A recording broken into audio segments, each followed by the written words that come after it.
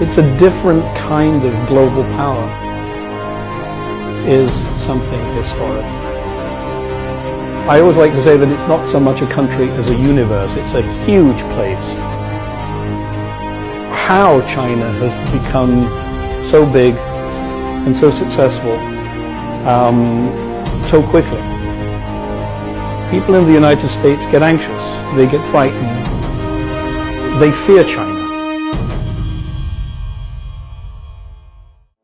And bear in mind, as a British citizen, I know a little bit about the rise and fall of empires. I don't think China is an imperial power. The Chinese have people stationed all over the world, but they don't have troops, they don't have arms, they don't have soldiers stationed all over the world like America.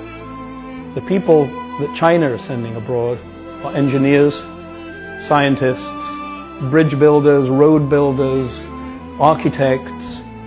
It's a different kind of global power, and I think that is only to be applauded, frankly. I think the Belt and Road Initiative, if it can really gain acceptance, could be world-changing. And I think that's a perfect example of how China is not an imperial power, but it is a global power. Very, very different. What happened in China was historic, and in 30 or 40 years more changes have happened in this country than probably any country in the history of the world.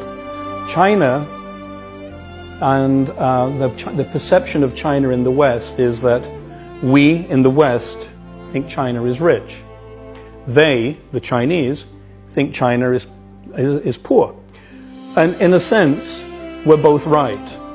I'm doing this interview in Shanghai. You look out of the windows of this office and you see the future. You see what a city that really is in the vanguard of the most advanced cities on the planet. And yet I know if I travel 150 miles or 150 kilometers from this city, I can see poverty, I can see rural circumstances where people are barely eking out a living.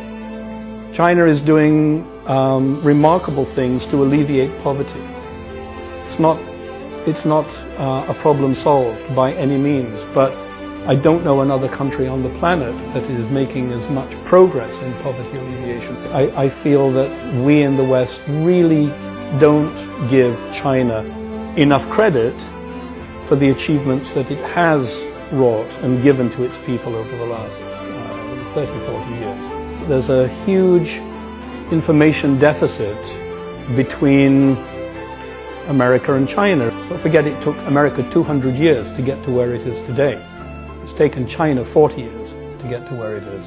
And perhaps this is a moment in history when the global power, the United States, needs to kind of move over a little bit and allow the rise, the renaissance of modern China. Because I think with two great powers on the planet, many, many issues can be addressed, many achievements can be brought to fruition.